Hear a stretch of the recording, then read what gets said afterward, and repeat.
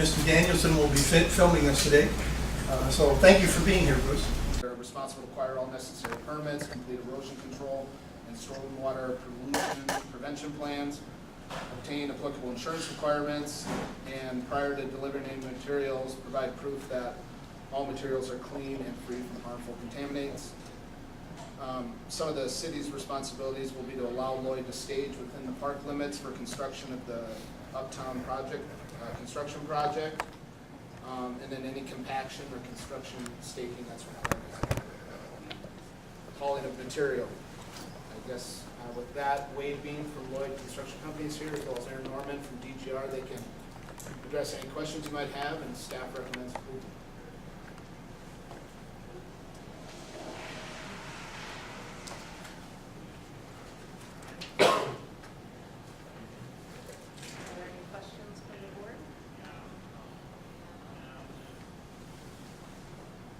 Point of information, I just wanted to know, what's compaction testing?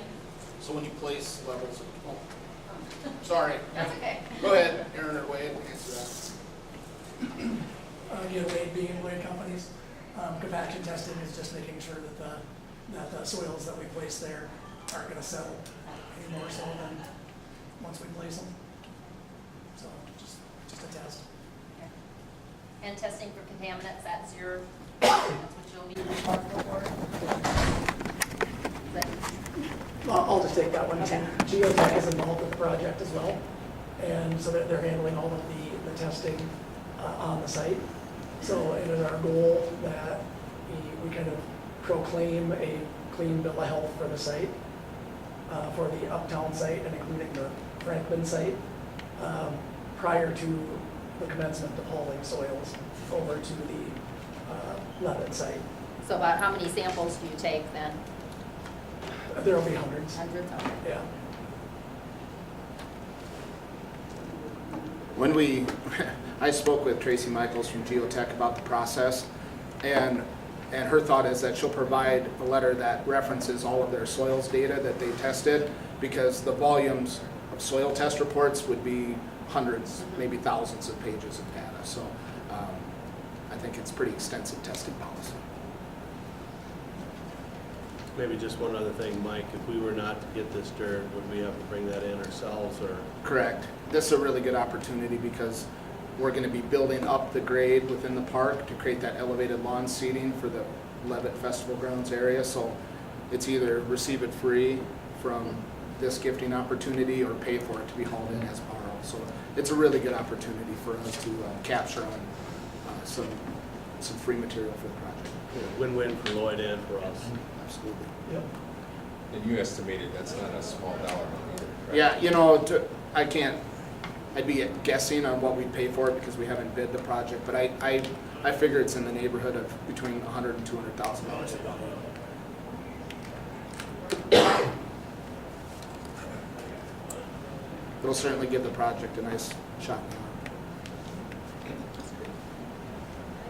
Any further questions or discussion? If not, do I have a motion? Move to approve. Second. Do we have a vote? Abdallah, Yes. Lindquist, Yes. Steinmore, Yes. Noctigal, Yes. Sunley, Yes. Reisdorfer. Yes. Okay, the next item is the Stockyard Egg Experience Plaza update and memorandum of understanding.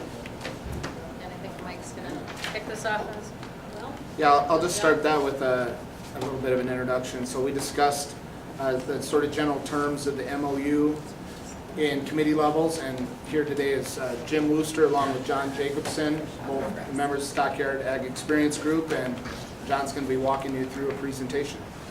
So, John, take her away.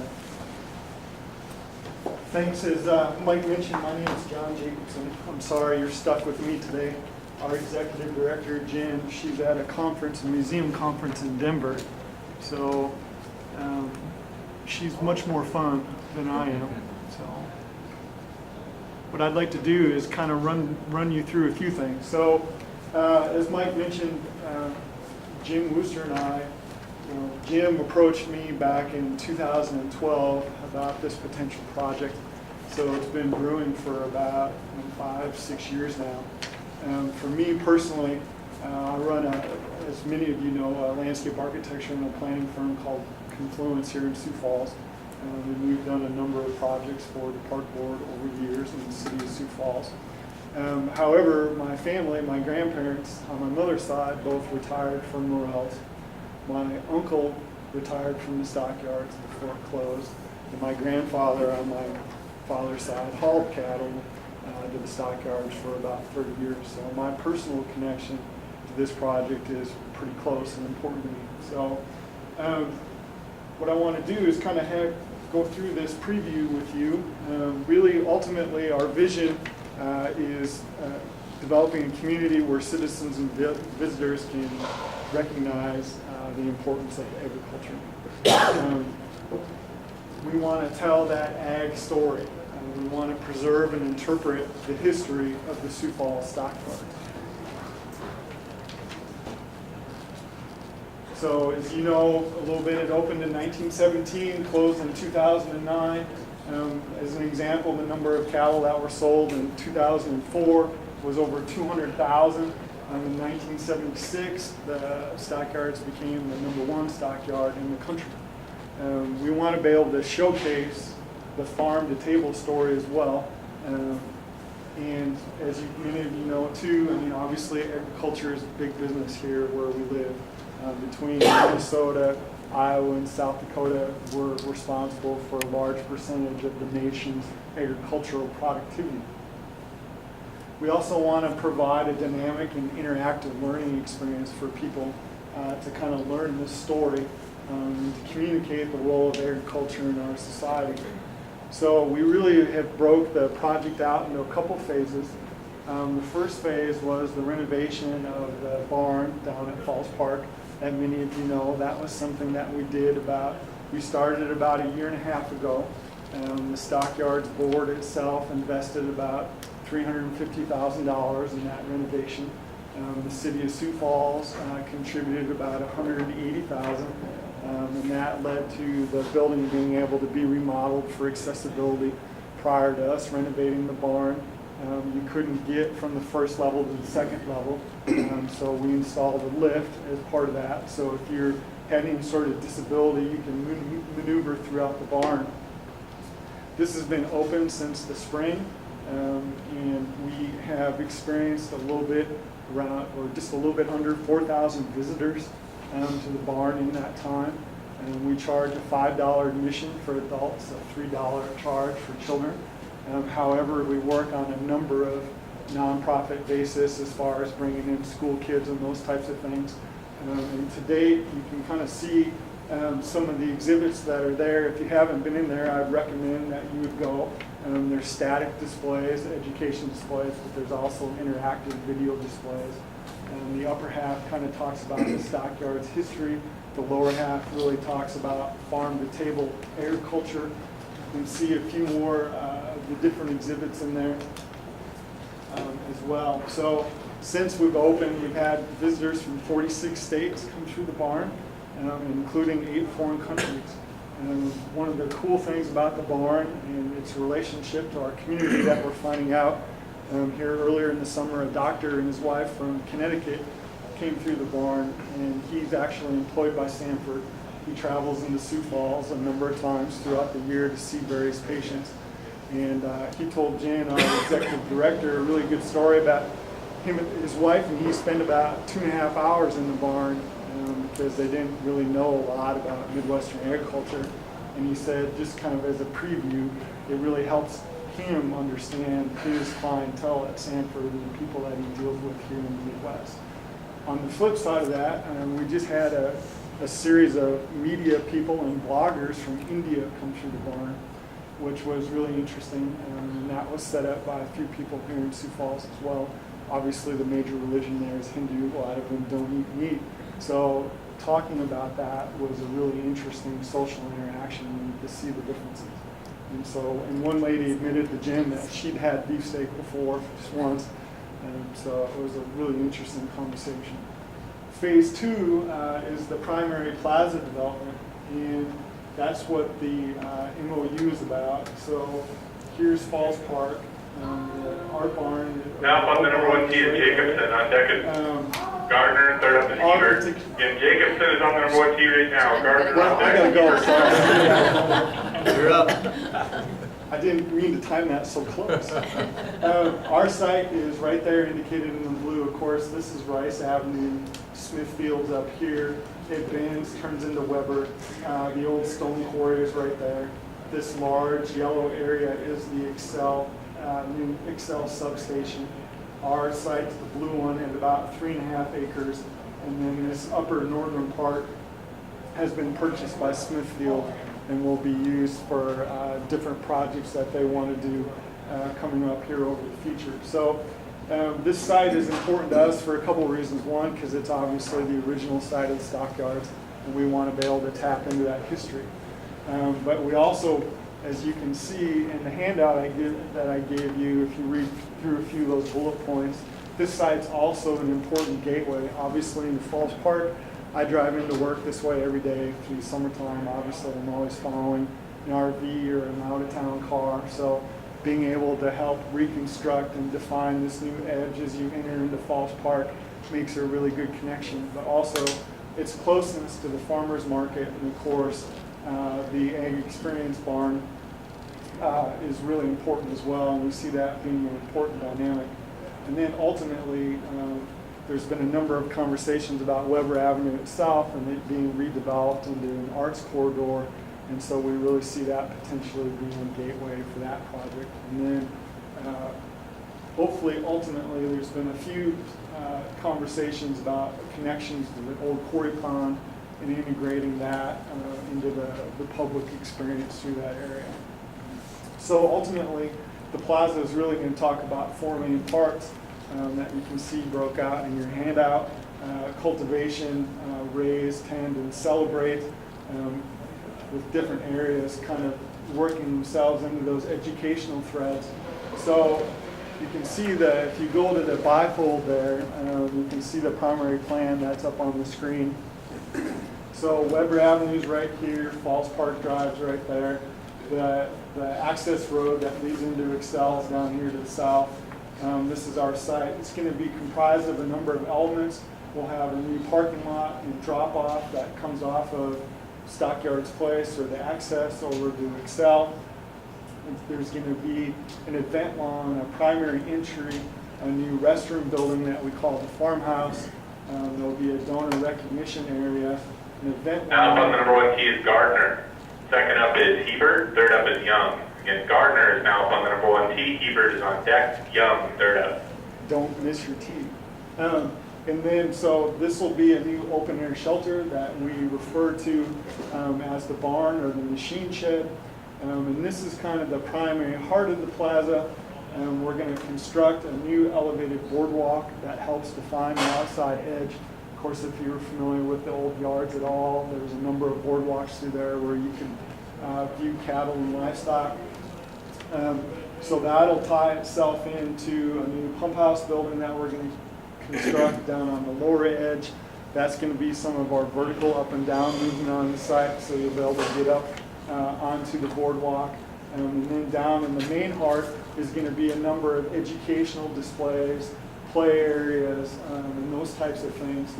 We were also the designers for the Children's Museum up in Brookings, so there'll be a number of interactive activities down here to kind of pull out that education and tie into the overall mission of the barn, but do it on a greater scale. So it may be one day when there's a farmer's market, we may have animals here for a petting type zoo for people to be able to come see them.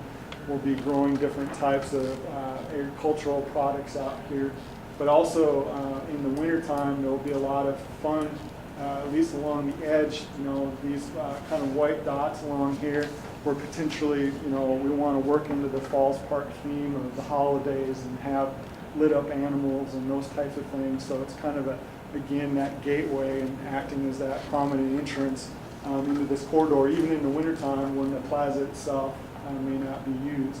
So this gives you a number of, we often do visual dialogues that help the people we're working with kind of show what type of activities and products to expect in their project. So just a few of those items here. And then a bird's eye image of the overall development. You can see the barn in the background, the restroom, the pump house, the elevated boardwalk, the children's activity area. We'll have static and active displays throughout here, just a shot of the main entrance, and different types of features in the center here as well. So kind of ending with that, the product that I just gave you, as many of you probably know, the Stockyards Egg Experience is scheduled to be part of the community appeals coming up here starting in November. So this is a kind of a sneak preview of some of the products that will be used in that community appeal. And specifically in the end itself, you'll see a letter there that has been written that's going to go out to all the chamber members. Our overall community appeal effort, the leadership teams being led by Dana Dykehouse, who of course grew up on a farm just in northwest Iowa, so this connection to agriculture has been very important. And then Mike Begeman from Sanford. And then on the back of that sheet, you can see a number of the people who are going to be involved in our appeals process itself. So right now we're hoping that the appeals process will raise about $1.2 million. We've already raised to date about $1.2 million from outside of Sioux Falls. And I think that's a really important thing. As Dan has mentioned to me a number of times before, it's quite rare to find a project that people from outside of Sioux Falls are willing to support in Sioux Falls, just because of the parochial nature of those types of things. So for us to have already raised $1 million has been quite successful. Overall, our project, if we're able to do it all in one vision, and that's our hope, will be about just a little bit under $4 million. And then ultimately, obviously, we want it to become part of the city park system infrastructure and just have it be incorporated into that. And that's the reason why we're here to talk to you about the MOU. So as we develop our plans in more detail, we'll be coming back to you and working with park staff, with Don and Mike to iron out the specific details of the materials and those types of things as we move down the road here over the next year. It's our hope that we'll start construction next year and then have the plaza fully open in 2019. With that, I'd be happy to answer any questions. So the 1.2 million already raised outside of Sioux Falls, is that just kind of throughout the state of South Dakota? That's pretty much the state of South Dakota. There's a little bit from a few other states, but if you look at our visitorship in the barn, about 40% of the people who visit the barn are from South Dakota. So I would say a lot of our fundraising will be in that direction as well. But that said, there's a number of large potential corporate donors that we're working with that are nationally based.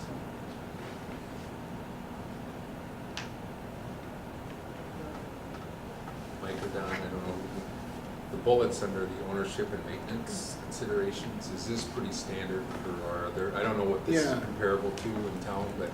Well, so we knew we were kind of a ways out yet on hammering out the details of an agreement, whether that be a partnership, a management agreement, whatever we end up doing for an actual agreement on the piece. So we tried to sit down and think how this would probably go. And what we did is, laid out what makes sense for us to own and take care of, and what makes sense for the Stockyards group to take care of. What makes sense from us is, the land, the landscaping, the hard surfacing, those types of features. What makes sense for them would be the programming items, like the unique ag interpretive exhibits, the growing of hay and corn and beans, and sort of the specialty features that we don't typically take care of on an annual basis. And that's how we tried to lay out the agreement, and that's kind of a summary of that. Maybe just to add to that, the thought of the MOU is to put together that these conversations have been going on for some time, and that it's something we've been working for since 2012. So it's been to past boards and it's changed over time. But the thought is we're going to work in good faith going forward, knowing that we'll have to put together some sort of an agreement down the road. And maybe just to add on to John's conversation, is part of their fundraising is they are going to raise and construct all the improvements themselves and then gift to the city. So we don't have any matching in our program to contribute to construction of the facility. So you mentioned that this is gonna be a year-round, you're gonna have things in the No, winter time? no, I mean, there won't be activities per se in the wintertime, but it's not gonna be just a dead spot. We see it being at least visually active for people who are headed into Falls Park and down the Weber Avenue corridor. Right now, that might change in time, but right now, it would be our goal to have standard winter park-type maintenance there. So, In my talks with Jennifer, her thought that it was primarily a seasonal. But the barn's open year-round, isn't it? yes, Right now? yes, the barn is open year-round. The hours will change a little bit as we head into the winter, just because there's less activity in the park, but yep, it's open year-round. So, and we have a number of important partnerships already established with the Visitors Bureau and the Farmers Market there, and so all those conversations are ongoing as well.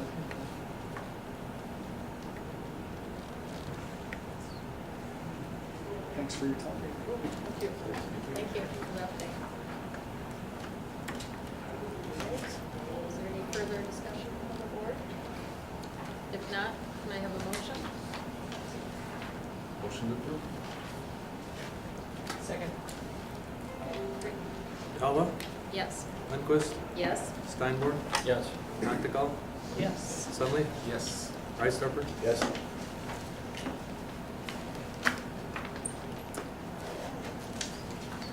Thank you, John. Thanks, guys, appreciate it. You're lucky I didn't let Jim talk. That would have taken another half hour. Okay, our next item is the South Dakota High School Activities Association agreement for use of tennis courts at the state tournament.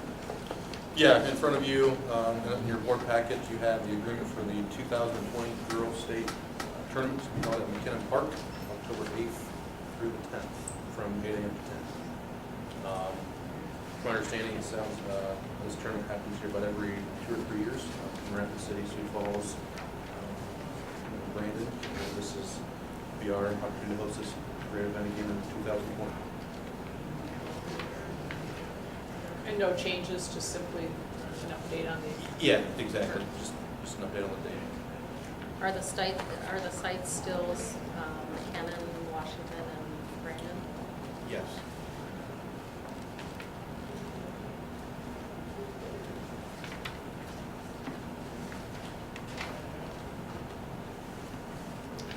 I would move to approve.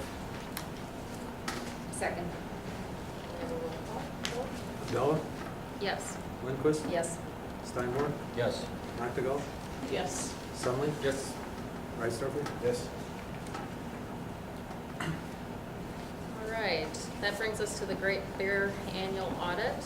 I think Kelby's going to kick this off, and we also have Dan here, as well as Steve. Kathy is in. And Kathy, yes. Yeah, I'll kick it off, thank you. As part of our management agreement with Great Bear Recreation Park Incorporated, they're required through that agreement to provide to the park board in the annual audit. So here for the audit for this last operating year is Dan and Steve to present the audit to us. I'd rather not Steve, like avoid it. Well, I'm Steve Sanford. I'm the president of the Great Bear Recreation Parking, the manager of the park. We provided a management report and an audit by Thurman Holmes and Foley, and Kathy Hard here to discuss the audit. Maybe if I could just summarize briefly. Last year was a weather-wise challenging year, but we still managed to have positive cash flow, and our demand remains very high, despite kind of an odd year winter-wise. But our users per day, our customers per day, continues to be very strong.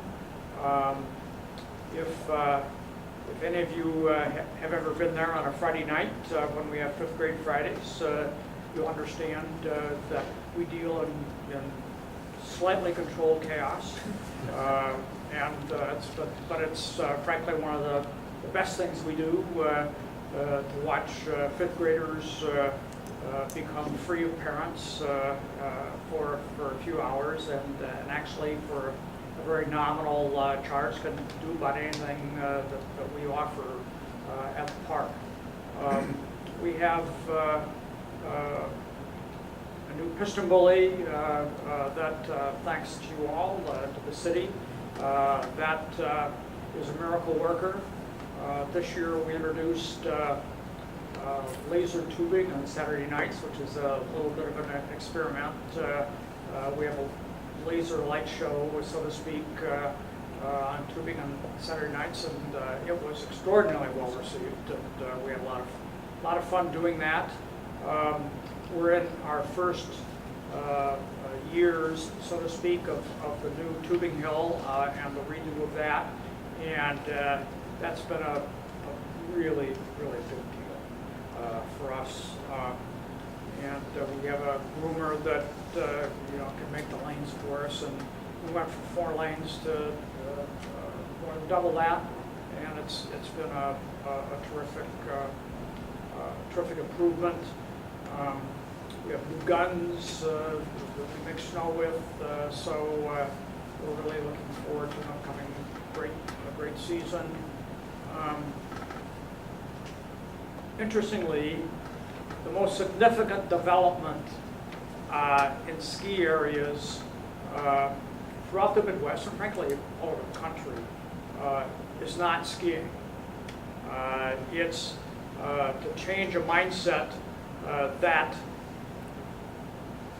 where we are right now, the season is not the off season. It's just another season.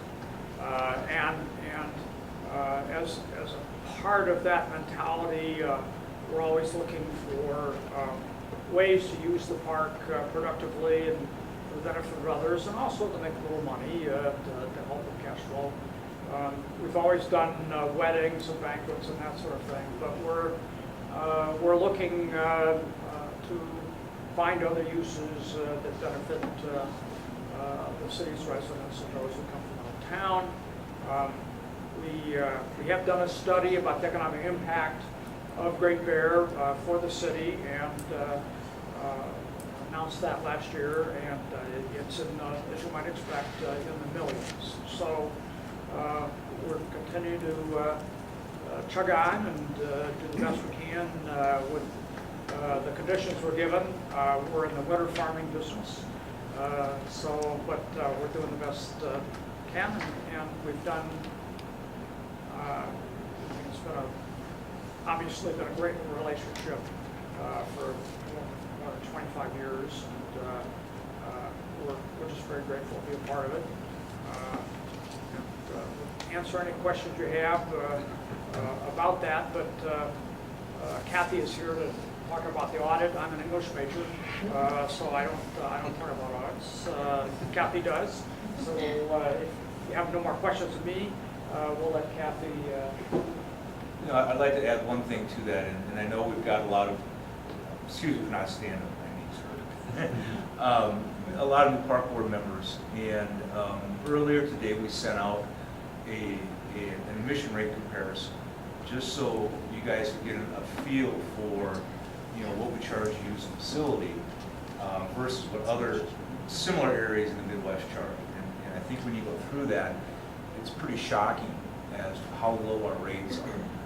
And that really goes back to, in the early 90s when we formed this partnership. We wanted to make sure that this park was accessible to everybody. Skiing and snowboarding has a stigma of being expensive. And I mean, you go out to Vail anymore, and a day lift ticket's close to $150. 200, yeah, I mean, it's crazy. And so we have done everything we can to keep these rates low.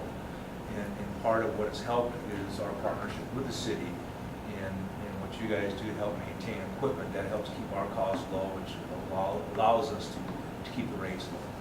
So I just wanted to send that out and just kind of let everybody know where we're at with rates and whatnot. Dan, I think last year, maybe, hi. I think we talked about Sioux City, that they were gonna be developing a ski property down there, or is that still on Yeah, target to do that's that? absolutely on the go with those guys. I believe it's the Cole City Park. And what had happened was back in the early 80s, you know, a family had left a large sum of money to the city in hopes that they could develop a park going forward, and it just grew and grew and grew, and now they got millions of dollars. And so they are developing a winter park. This year they're going to open with a tubing facility. Their hopes are to eventually develop, you know, a ski and snowboard area, ice rinks, cross-country skiing, some sort of a lodge. The number that I saw on that was about 17.2 million that the city, you know, that's what that facility is going to cost. It'll be very interesting to watch them, you know, take on this endeavor. They've been up at our place. They've talked to me. They've looked around. They still don't quite know what they're in for. But yeah, there's competition coming our way, and it'll be interesting to see how the operation works out.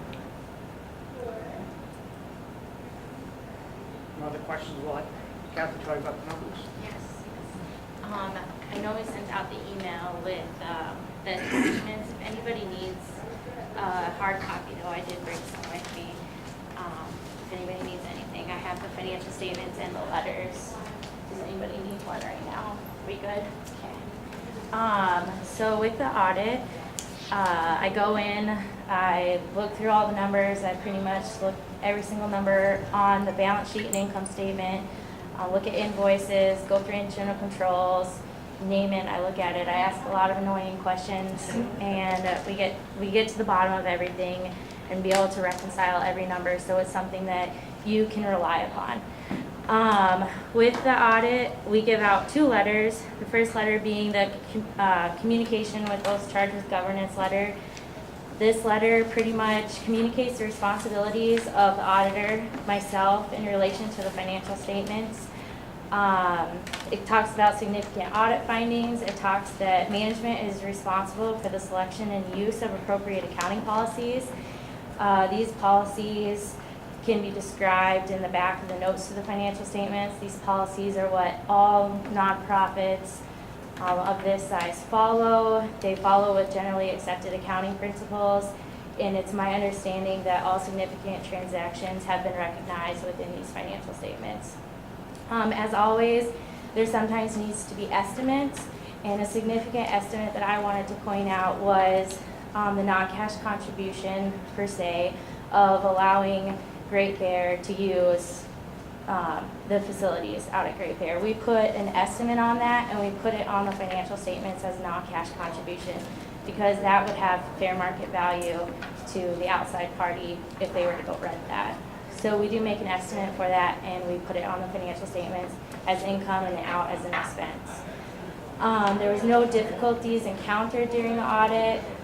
We always have to make some adjustments to the books. That's why we come in and do this audit.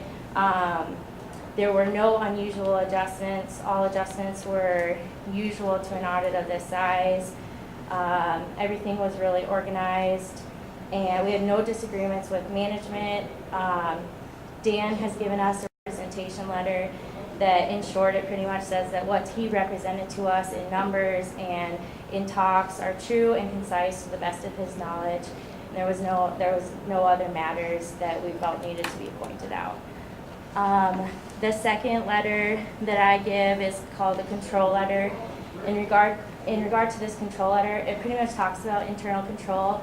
We don't go out to Great Bear and do an internal control audit, but in our process of expressing an opinion on the financial statements, we do have to look at controls in relation to the financial statements and the accounting functions from start to finish. So with that, something that's considered a material weakness in the accounting world is when an organization can't prepare their own financial statements. It just kind of seems kind of silly to me, because why would you, if I would come out, that's what you need me for. And they're not an organization of size that can have a CPA on staff to prepare these financial statements. So I'm letting you know that I prepared these financial statements. It's considered a material weakness in the accounting function, but it can't be budgeted for an organization of this size to have their own accountant to do this for them. Significant deficiencies, something that I need to let you know of is that it's less than a material weakness, but a deficiency of this organization's size would be internal control, segregation of duties.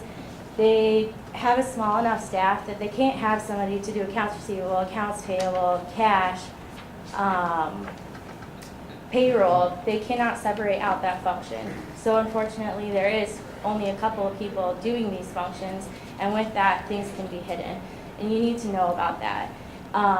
But in my looking at things, nothing pointed out to me that anything of that nature was happening. But just so you know, segregation of duties in an organization of this size is always a possibility. In-kind contributions and expenses, we just wanted you to know that we made the entry for the in-kind non-cash item of rent and management fee. So that takes care of both of those letters, and then we'll get to the financial statements. With the financial statements, we have the table of contents. It just kind of explains that there's the auditor's report, there's a statement of financial position, which is in short a balance sheet, statements of activities, which is an income statement, statement of cash flows, and then the notes. So with the auditor's report, we have audited the company financial statements of Great Bear Recreation Park as of April 30th, 2017. Management is responsible for the preparation and the fair presentation of these financial statements. They are free from material misstatement. Auditor's responsibility is to express an opinion on these financial statements. I conducted this audit in accordance with auditing standards generally accepted in the United States of America. In our opinion, the financial statements referred to here in all material respects, they are free from, they're presented fairly. We think that there are no material misstatements in these financial statements. If we go to the statement of financial position, we'll start with cash. You'll see in 2017 compared to 2016, it's relatively comparable. When we were out there, we look at management reports, etc. They had less operating days, but in all, you'll see that they were able to keep things relatively comparable to the prior year. Accounts receivable was down a little bit. Dan was able to collect on a little bit more of his receivables with a shorter period, or I should say a longer period from snow days to when I got there. Special project fund receivables, that was a outstanding amount that came forward at the end of the year last year from Sioux Falls Area Community Foundation. There was nothing outstanding at the end of April 30th, 2017. Inventory was up just a little bit. That was mostly in the area of retail. Prepaid expenses was up a little bit. The only prepaid expenses out at Great Bear's insurance. Dan makes one large insurance payment, and that amount is the amount that was prepaid as of April 30th, 2017 for the future. In equipment, there was approximately $46,000 added in equipment that kind of stays at Great Bear. The laser light system, some rental equipment, and a sound system. There was $38,045 in park improvements that revert back to the city. That would include upgrade to a bunny hill shack and a snowmaking equipment piece. The reason why you do see a decrease in that number is because we did some disposals. There are some old items on the depreciation schedule that were junked. It was really just cleaned up a little bit. They were all depreciated out, and there was really no fair market value, so we took them off the depreciation schedule. All in all, total assets were up $16,000 over last year. Accounts payable is really comparable to last year. It's just made up of miscellaneous vendors. Accrued expenses, this is payroll. The reason why that looks higher than last year is just how the payroll period fell. Last year the payroll was paid at April 30th. This year the payroll period ended right at April 30th and it didn't get paid till the next week, so we had to accrue for that payroll to get it into the right fiscal year. So that's why that looks higher than the year before. Gift cards, they're up a little bit. There was less operating days. Some of them couldn't all get used. But overall, it appears that there could be 13,000 worth of gift cards out there.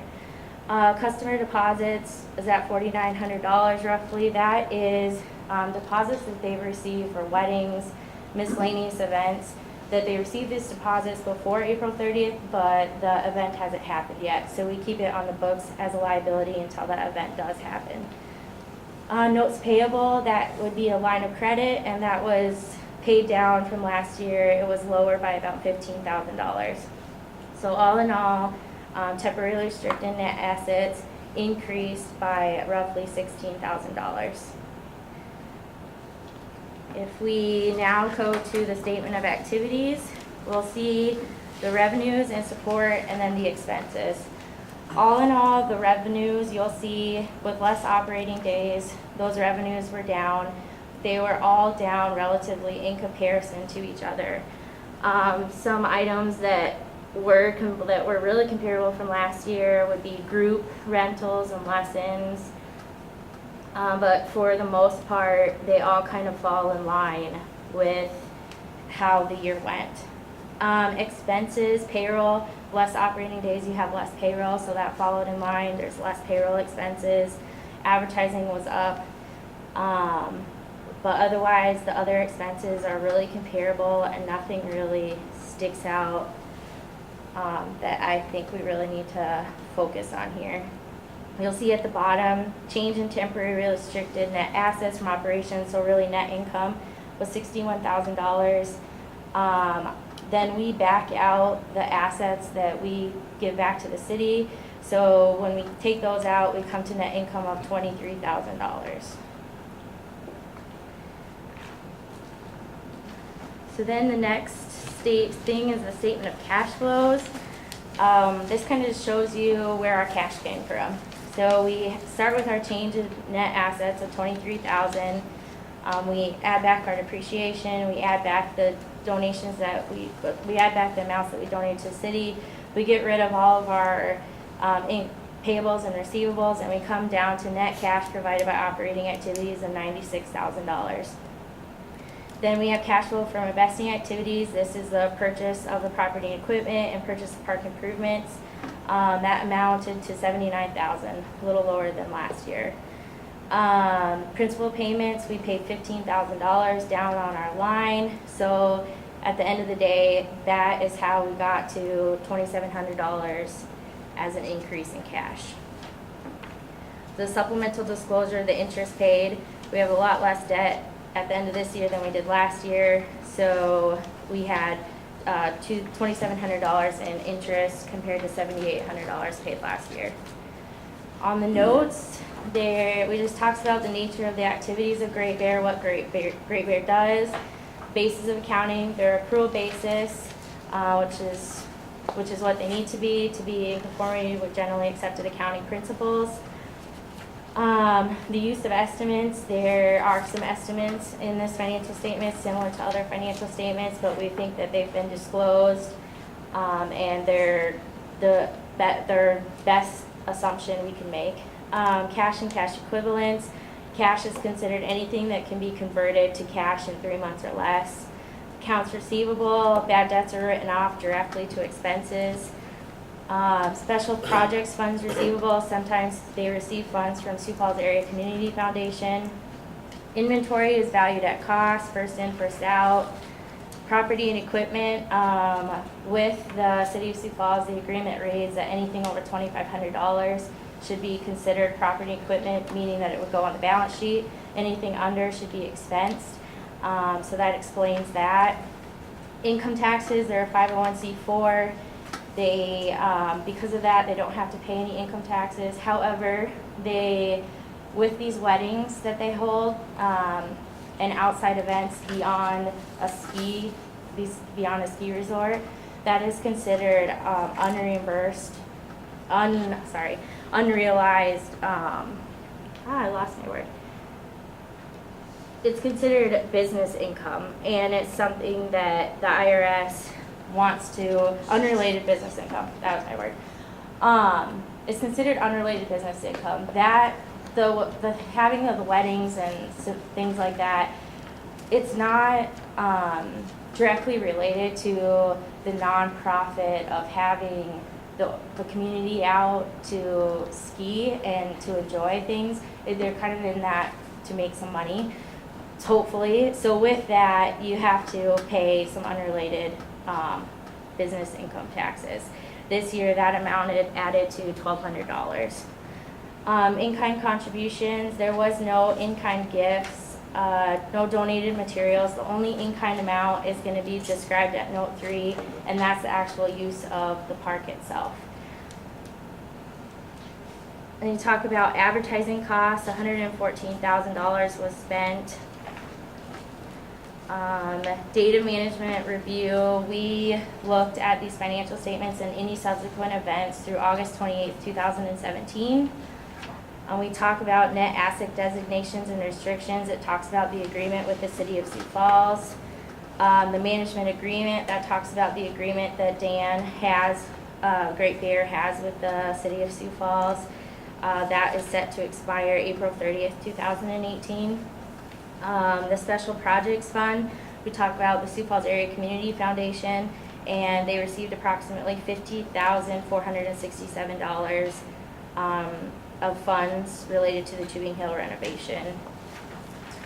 And then notes payable, it talks about the line of credit, when it's going to expire, and the interest rate on that, and the interest expense.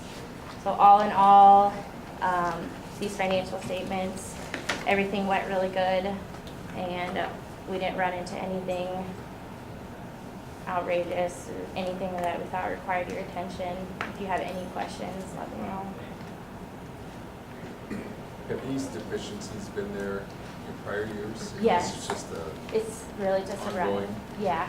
And it says they requested you to do the financials. Do you do that every year? Yes. And Yep. then you charge them for that service? I do. Okay. Yep. And really, I have no nonprofit audit that I go to that doesn't get that exact same letter. Every single one that I go to gets that letter. So- We do produce a monthly P&L that goes to Yeah. the board, and I do produce that, but the actual, CPA certified is once a year. Yeah, I should say that he does do a balance sheet and an income statement, but what he doesn't do is these notes and put a report on it. But otherwise, he does do his own internal financial statements. When you say what board then? To the Great Bear Recreation Board. You get those on a monthly basis, or something? We go to their board meetings, the quarterly board meetings, and we have access to those at that time. Steve talked about capturing some business outside of the winter season. I assume that's like X Games type stuff or hiking activities or something like that. Is that right? Yes, I will say that we haven't done a lot of that yet, and it's something that we're exploring. We've had some opportunities for road races, not bikes, but I mean running. We've had some inquiries about having various types of special events, but we're feeling our way. And of course, we could have lots of events, but we need to be careful about where in the park and paths and particularly the handicap accessible paths and stuff like that.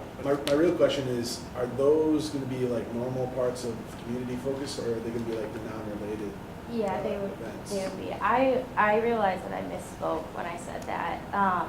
So what happened, the main part of the unrelated business is that when they have some of these events, they get advertising contributions.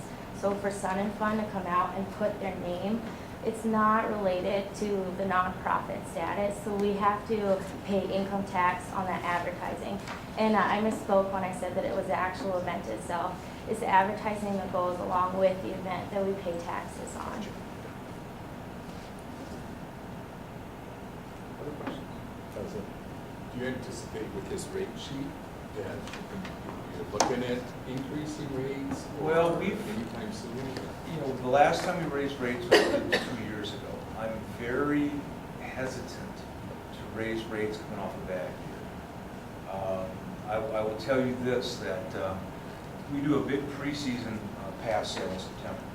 And, I've been doing this since '92. And what I always see is that the perceived quality of the previous season is reflected in preseason sales.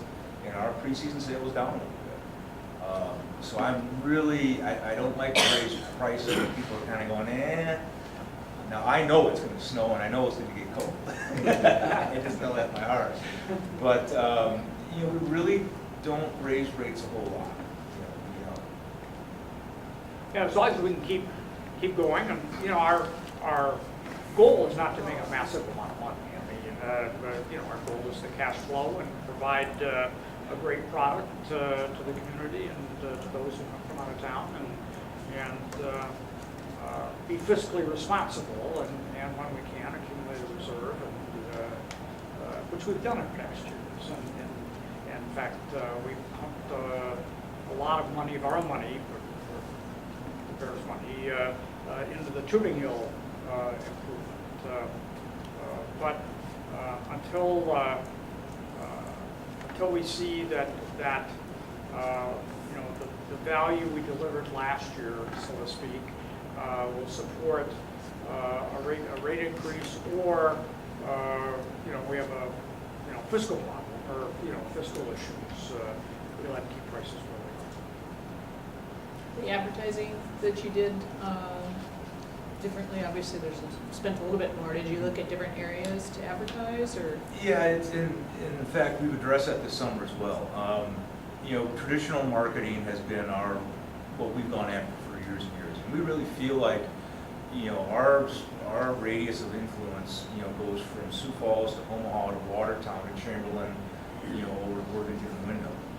And we do a lot of TV and radio and print, and we're dabbling more and more into the social part of that, and to the point now where this year we're working with James Dugan, a local firm, who's changed our brand, our look. We have a new logo, we've got a new attitude. We're just trying to make it fun, and also they're experts in social media. I'm not. Believe it, they passed me a couple years ago.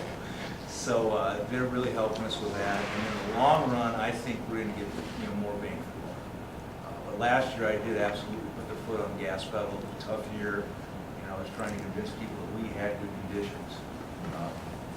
Whether it worked or not, I don't know. All right, interesting thing, while it's not a revenue issue, but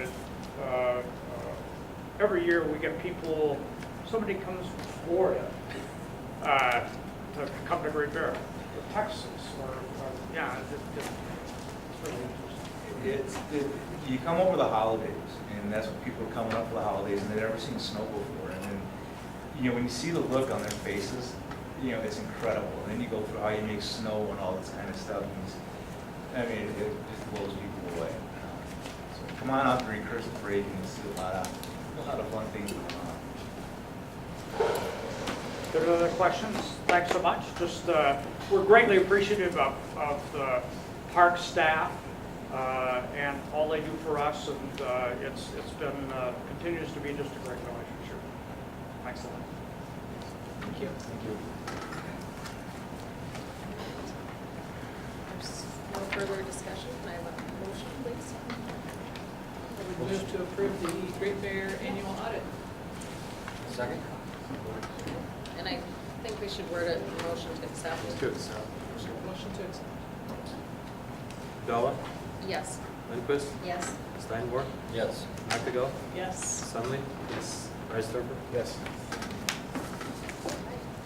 Thanks for being great partners. Thank you. I hope we have a great season out there. All right, director's report. Turn it over to Don. Yeah, well, thank you. I appreciate that. You probably recognize a couple new faces to my left here. And so I thought we ought to introduce these folks. Keith Allenstein is to my left. He's an assistant city attorney. As many of you probably know, Dave Fifley is stepping down at the end of this month as our city attorney. And so they're juggling responsibilities, and Keith is not a new face to our department. He helps us on a variety of different things. He also supports the police department's efforts, and they're city attorney requirements that they have, and so Keith is filling in for Karen, who's our primary city attorney. And then I'd also like to introduce Jackie Nelson. Welcome, Jackie. Jackie's our new administrative manager. It's Dave's repurposed position, if you remember. So we're very happy to have Jackie aboard. She comes to us from Wells Fargo, and a career there for many years, and I think it's just going to be a great fit for us and do a great job for us in that role. And actually has a therapeutic recreation background, even though she worked in the banking industry, so she has some TR experience, which will come in handy as well. So just welcome Jackie, and you'll see a lot more of her in coming months. A little bit more, I was just out at the Elmwood Hotel site. If you haven't been by, I would encourage you to do so. I noticed that they're hanging the Holiday Inn and Suites sign on the west side of the building, and it's coming along very nicely. The Crook and Pine Ale House is, the parking lot striped. I mean, they're putting in landscaping. If you haven't been by, I encourage you to go take a look. For those of you that maybe missed it, we did celebrate our 1-year anniversary out with the Midco Aquatic Center. Are pleased to report that we had over 227,000 people for our first 365 days of operation there. We had a little celebration this weekend with some flick and float movies and some free cupcakes and the Wibbit events in the community facility, and I look forward to another great year. Hats off to all the staff that were able to pull that together, and I think what we found is that there was a pent-up demand for an indoor aquatic center in the community, and we also, I think, hit a home run with the design on the facility to make it multi-purpose, so that regardless of what's going on at the Midco Aquatic Center, whether it be a swim meet, a Wibbit event, the recreational side of the pool is always available, and that's pretty uncommon to see a facility that can have that dual purpose. And it goes a long ways towards the general public if part of it's shut down for a particular event, and great things to come with the Summit League Swimming and Diving Championships coming up in February of 2018, and many other swim meets that we've got planned along with special events, swimming lessons, really cranking up on our fitness classes that have been really popular there, so just expect another good year. If you remember, we are in the process of seeking proposals for the repurposing of the 7th and Wember building at Heritage Park. If you remember, we visited with the neighborhood association and then ultimately issued an RFP to repurpose that building.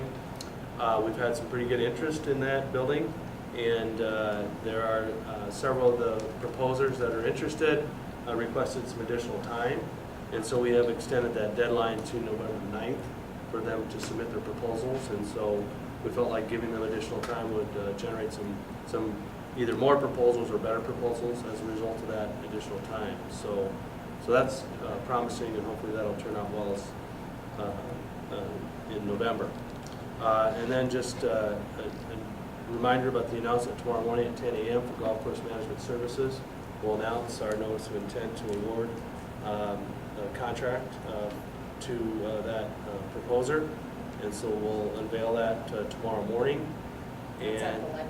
That is at the library. I can't remember whether it's meeting room A or B, but it's the main one right when you walk in on the left side. So I encourage you to be there if you can. So that's all I have for a report.